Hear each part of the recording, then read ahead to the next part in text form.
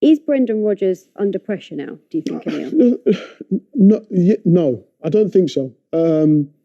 I think from what he's got time. He's got time on his hands. Again, I think he wanted some more players and he needs defenders. You never would have thought that someone at 20 years old for Fana would be so important, so pivotal to the way that they play.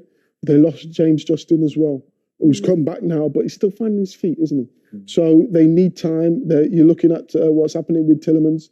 He said he's not signing a new contract, so they'll need another midfielder there. So he needs time to rebuild that. There's been too much ups and downs, and for such a young team when it comes to actually challenging at the top, it's been difficult for them. Yeah, well, you've teed me up beautifully there, because we're now going to get a snippet of Brendan Rodgers' post-match interview talking about Youri Tielemans and the contract situation. Youri Tielemans tucked away the penalty. We understand he has declined to sign a new contract, but could you have asked anything more from him in his performance today? Well, firstly, he hasn't declined. I think I've seen stories in the last few days, and for me the position's exactly the same as what it was. He's a fantastic player.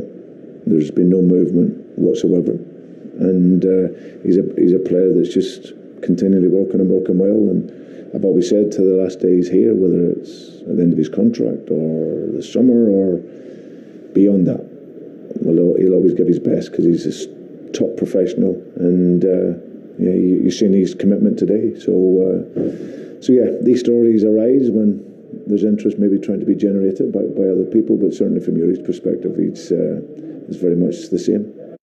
So he has 18 months remaining on his contract. If he wasn't to sign a new contract, how big a miss would he be? I think he'll be huge. He's created the most chances, I think, for Leicester this season. He's a leader. You see that. He plays in the national team as well for Belgium, and he does really, really well. He's one of the first names on the team sheet. Great character around the place as well, so I've heard. He'll be a huge loss, and he'll be a massive void to fill. But with 18 months remaining on his contract, you've got to start looking at that and thinking, well, if he's not signing this deal that's in front of him, which has been on the table for a while now, then maybe we have to look at possibly moving him on in the summer transfer window to get a big fee for him, because he's a classy player. And then looking at reinforcements. But if that's going to be the case, it's got to be done early to give the club enough time to bring somebody else of a similar or a higher quality in. Yeah, as you say, a quality player could probably play for any team in the Premier League. Are you worried at all? Well, the thing is, when you're saying like you're saying, well, he could probably play for any team in the Premier League. You got to remember he was actually linked to many of the top 4 teams before he came to Leicester, and now surprised that actually Leicester got him. And then now he's kicked on and he's a pivotal part of the way Leicester play. He came into this game and done fantastic. You see the balls where he's spraying them from one side to another, and that was one of the reasons why Leicester did really well in the second half of this game.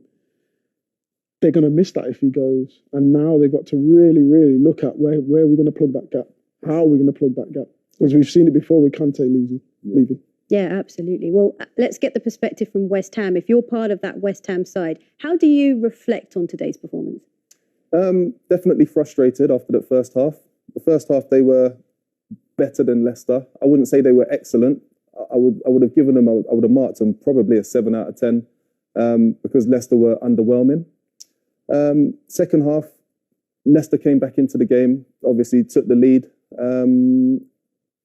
which was disappointing, because you expect more from a David Moyes West Ham side. You expect them to be more resolute in defence, a little bit more physical, moving the ball a little bit quicker, getting Mikel Antonio in the game a lot more. You know, when the ball's rolled up to him or played into him, he's a handful for any defender. But I feel like the second half they didn't do that as much. But maybe that's because Leicester played a much better game. It's always going to be difficult. You look at the league table there, West Ham sitting in 4th place. Arsenal have got 3 games on them and they're 2 points behind. It's difficult to say that West Ham are going to end up finishing in the top 4 when you see teams like Man United and Arsenal and Wolves, even Wolves with games in hand. So they just got to approach each game as if it's their last and try and do the simple things well, as they've been doing all season.